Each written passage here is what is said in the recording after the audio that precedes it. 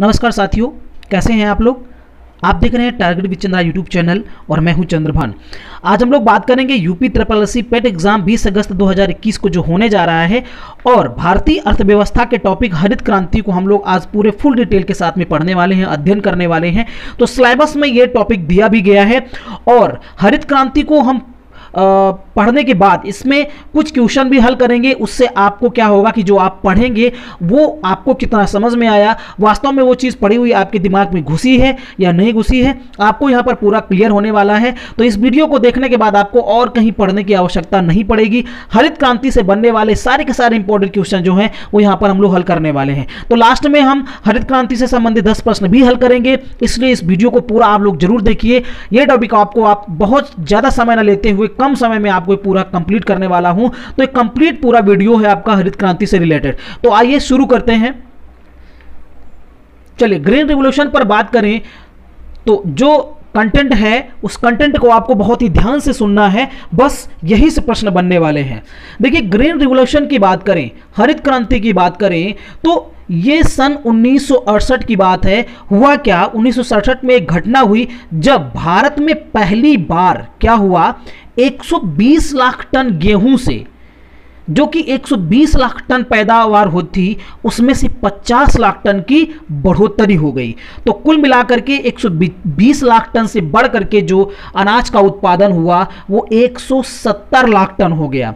ठीक है, तो इसी दौरान अमेरिकी वैज्ञानिक डॉक्टर विलियम गॉड ने इसे क्या नाम दिया, हरित क्रांति नाम दिया। ठीक है, तो हरित क्रांति नाम किसके द्वारा दिया गया, डॉक्टर विलियम गॉड के द्वारा दिया गया। डॉक्टर विलियम गॉड कहां के निवासी हैं, अमेरिका के रहने वाले हैं। इन्होंने ये नाम कब दिया, 1968 में दिया।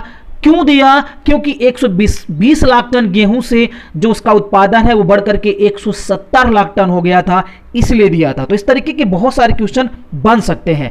आगे हम लोग देखते हैं कि उक्त उपलब्धि 1960 के दशक के मध्य में, तो इस पॉइंट को समझिए, 1960 के दशक के मध्य में का मतलब है 1960 से 1970 के बीच में क्या हुआ था कि मैक्सिको से लाए गए गेहूं के उन्नत बीजों से, गेहूं के उन्नत बीज अर्थात जो अधिक पैदावार वाले गेहूं थे, उनकी जो किस्में थी वो किस्में जो है वो कहां से लाई गई, वो मैक्सिको से लाई गई। मैक्सिको दोस्तों कहां पर है, ये उत्तरी अमेरिका महाद्वीप में स्थित है और मैक्सिको की राजधानी है मैक्सिको सिटी। ओके, तो यहां से जो है वो उन्नत बीज लाए गए थे और फिर इन बीजों से भारतीय कृषि वैज्ञानिकों ने क्या किया, इनका हाइब्रिडाइजेशन किया, इनका संस्करण किया, ब्रीडिंग की और इस ब्रीडिंग के द्वारा नई नई गेहूं की जो अधिक उपज देने वाली प्रजातियां थी उनका विकास किया। और तब क्या हुआ कि जिनकी, और ये किस्मों की उपज कितनी थी, प्रति हेक्टेयर उपज क्षमता इनकी थी 60 से 50 क्विंटल, अर्थात 1 हेक्टेयर जमीन में 60 से 65 क्विंटल जो पैदावार गेहूं की थी वो यहां से प्राप्त हुई। तो ऐसी स्थिति में धान की, यही स्थिति जो है वो धान की प्रजातियों की भी रही। गेहूं के साथ साथ धान की पैदावार में भी वृद्धि हुई, इनके किस्मों का भी क्या किया गया, विकास किया गया। तो जिनसे क्या हुआ, देश में 1970 के दशक में अर्थात 1970 से 1980 के मध्य में क्या हुआ कि धान के लिए हरित क्रांति हुई। आई कब, 1970 से 80 के दशक में। अगर बात करें गेहूं में हरित क्रांति कब आई गेहूं के लिए, तो 1960 से 1970 के दशक में, और जबकि धान के लिए 1970 से 80 के दशक में। ओके, तो इस तरीके से प्रश्न जो हैं वो पूछे जा सकते हैं। ये की पॉइंट्स हैं जिनको आपको याद रखने की बहुत ही जरूरत है। आगे हम लोग देखते हैं कि उसके बाद क्या हुआ और परिणाम स्वरूप खाद्यान्न में आत्मनिर्भरता प्राप्त हुई।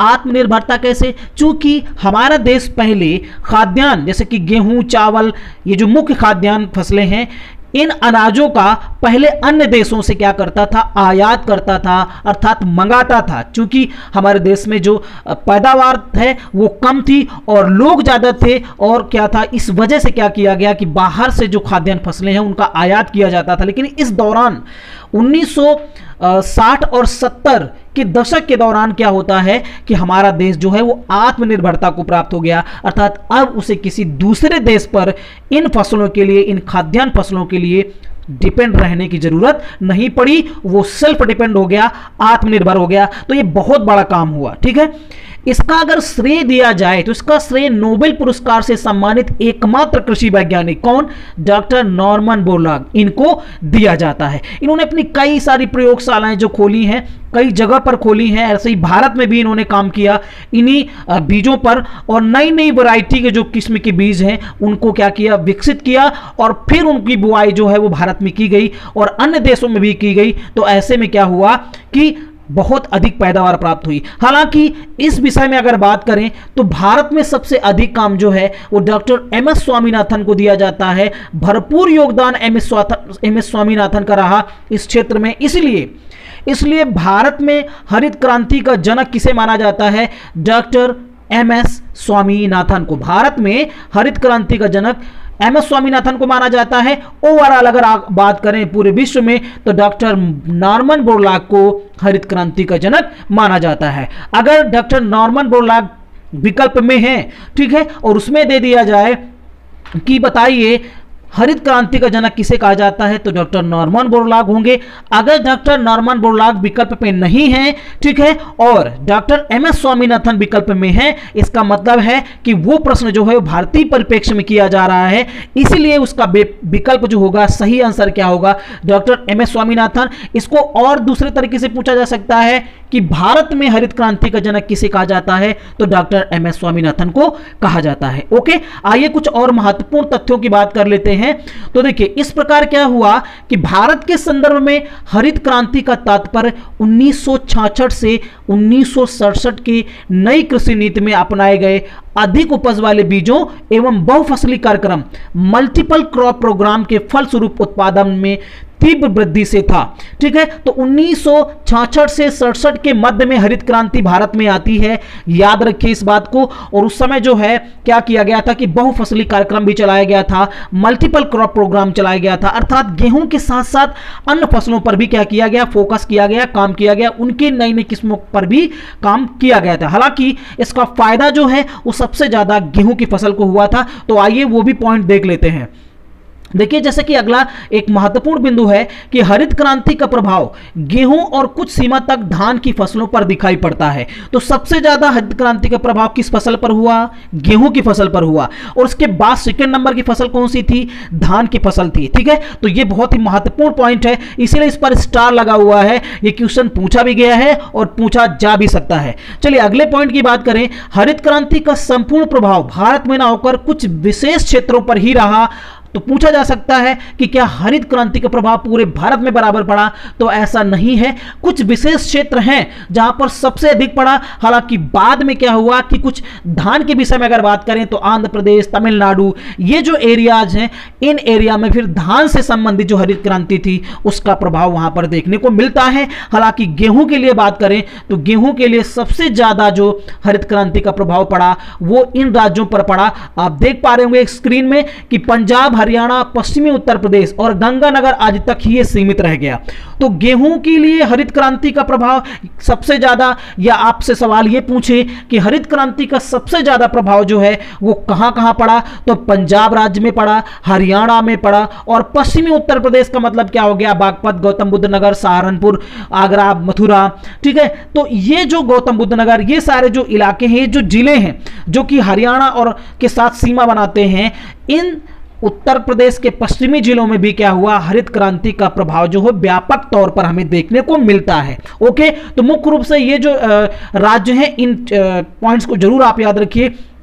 इसके साथ साथ हरित क्रांति की सफलता का मुख्य कारण किसे माना जाता है, तो अधिक उपज देने वाली किस्मों का। तो अधिक उपज देने वाली, अधिक पैदावार देने वाली जो बीजों की किस्में थी, उन किस्मों का उपयोग करके ही क्या किया गया था कि अधिक फसल जो है वो पैदा की गई थी। अधिक जो पैदावार है वो उसका मुख्य कारण क्या था, अधिक उपज देने वाली किस्मों का उपयोग। हालांकि इसको मान लो किस्म अच्छी किस्म का बीज है, लेकिन उसकी बुआई करना, उसकी देखरेख करना और किसानों को जागरूक करना, हर जगह पर ये बात को फैलाना, ये काम जो है वो डॉक्टर एमएस स्वामीनाथन के द्वारा किया गया। हालांकि मुख्य योगदान किसका था, अधिक उपज देने वाली किस्मों का। ठीक है, तो ये प्रश्न बन सकता है, यहां पर भी स्टार लगा हुआ है, ये प्रश्न पूछा जा चुका है और पूछा भी जा सकता है। आगे एक महत्वपूर्ण बिंदु है कि गेहूं तथा मक्का अनुसंधान का अंतरराष्ट्रीय संस्थान कहां पर स्थित है? तो ये दोस्तों सीमित एक जगह है, और इस सीमित जगह कहां पर है? मैक्सिको में है। तो मैक्सिको में स्थित सीमित जगह पर ही क्या है? गेहूं तथा मक्का का अनुसंधान संस्थान जो है वो स्थित है। ठीक है दोस्तों, एक प्रश्न आपसे मैं कर रहा हूं, चावल का अनुसंधान संस्थान कहां पर स्थित है? आपको कमेंट्स बॉक्स में बताना है। बहुत बार यह प्रश्न पूछा जाता है कि चावल का अनुसंधान संस्थान या चावल अनुसंधान संस्थान किस देश में है, कहां पर स्थित है? कमेंट बॉक्स में इसका उत्तर जरूर बताइएगा। आगे बात करते हैं कि भारत में हरित क्रांति शब्द के संज्ञा प्रदायक कौन थे? डॉक्टर विलियम गॉड थे। तो मैंने पहले ही बताया था कि हरित क्रांति शब्द जो है वो डॉक्टर विलियम गॉड के द्वारा दिया गया, लेकिन हरित क्रांति में सबसे ज्यादा महत्वपूर्ण योगदान जो फसलों में पैदावार की बढ़ोतरी हुई थी उसमें महत्वपूर्ण योगदान किसका था? डॉक्टर नॉर्मन बोरलॉग का। भारत में अगर देखा जाए तो डॉक्टर एमएस स्वामीनाथन का। इन्होंने सिर्फ क्या किया था कि नाम दिया था हरित क्रांति। ओके, आगे देखते हैं। तो ये जो था हरित क्रांति के बारे में हम लोगों ने मुख्य बातें थी उनको हम लोगों ने जान लिया है। यहाँ पर कुछ भी ऐसा फालतू नहीं था जो कि आपके एग्जाम में ना पूछा जाए, इसलिए सारा का सारा मैटर जो है जो कि हरित क्रांति से रिलेटेड है उतनी की ही यहाँ पर बात की गई है। चलिए अब हम लोग क्या करते हैं, आप लोग तैयार हो जाइए कुछ प्रश्न करने के लिए। आप देखिए कि आपने पढ़ने के बाद आप कितने प्रश्न हल कर पाते हैं। आप अपना अंदाजा भी लगा सकते हैं कि आपकी तैयारी जो है वो कितना हुई है। तो आइए शुरू करते हैं इस टॉपिक का पहला क्वेश्चन। ये लीजिए आपकी स्क्रीन पर आया पहला क्वेश्चन। प्रश्न है, हरित क्रांति का जनक किसे माना जाता है? Doctor Verghese Kurien, B doctor William Gaud, C doctor M S Swaminathan और डी डॉक्टर नॉर्मन बोरलॉग। तो बताइए इसका सही विकल्प कौन सा है?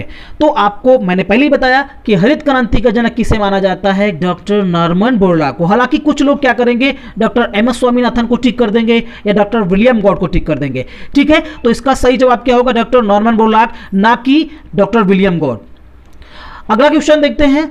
अगला सेकेंड क्वेश्चन है, हरित क्रांति शब्द किसके द्वारा दिया गया या किसने दिया था? तो ऑप्शन ए है डॉक्टर नॉर्मन बोरलॉग, बी है डॉक्टर विलियम गॉड, सी है एमएस स्वामीनाथन और डी है इनमें से कोई नहीं। तो हरित क्रांति शब्द किसके द्वारा दिया गया? डॉक्टर विलियम गॉड के द्वारा दिया गया। तो ऑप्शन नंबर बी इसका सही आंसर है।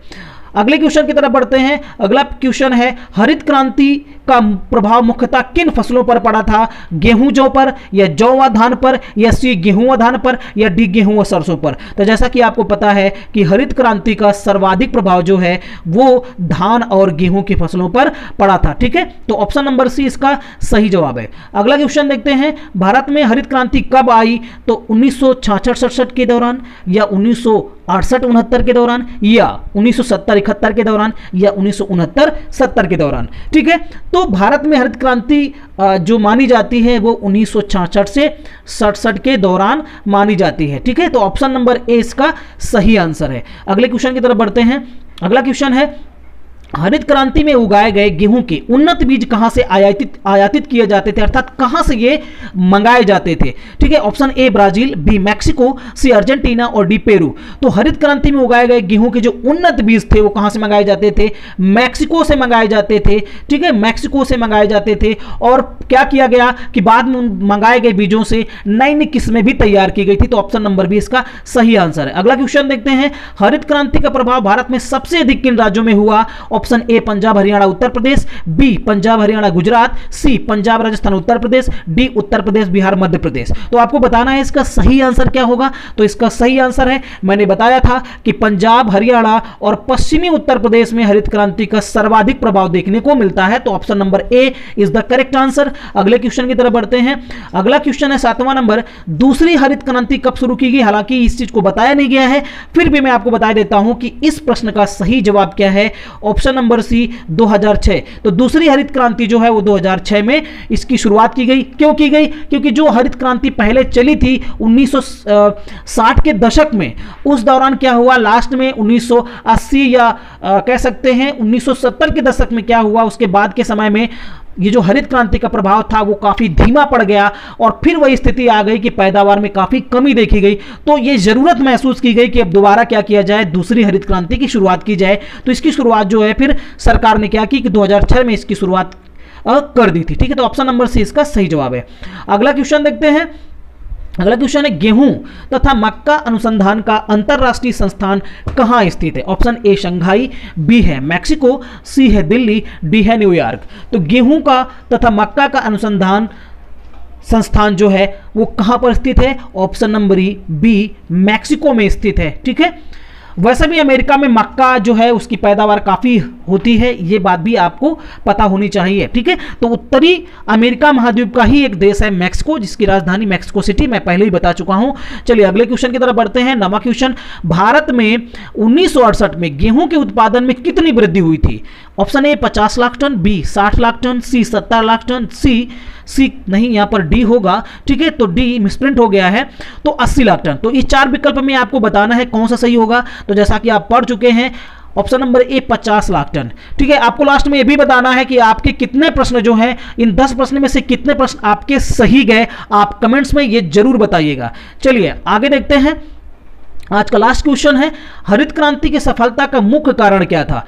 ऑप्शन ए किसानों का जागरूक होना, बी स्वामीनाथन की पहल, सी अच्छी किस्मों का उपयोग और डी अच्छे उर्वरकों का उपयोग। तो यहां पर हम देखेंगे कि हरित क्रांति की सफलता का मुख्य कारण क्या था? अच्छी किस्मों का उपयोग। तो जो गेहूं की अच्छी किस्में थी, धान की अच्छी किस्में थी, उनकी बुआई की गई थी और यही एक मुख्य वजह थी जिसकी वजह से सबसे अधिक पैदावार देखी गई। इसलिए हरित क्रांति की सफलता का मुख्य कारण क्या था? अच्छी किस्मों का उपयोग। तो ऑप्शन नंबर सी जो है इसका सही आंसर है। तो दोस्तों ये वीडियो यहीं पर समाप्त होता है। आप कमेंट्स में कितने आपके आंसर जो है आपने किए हैं, कितने आपके सही हैं, वो कमेंट्स में कमेंट करके जरूर बताइएगा।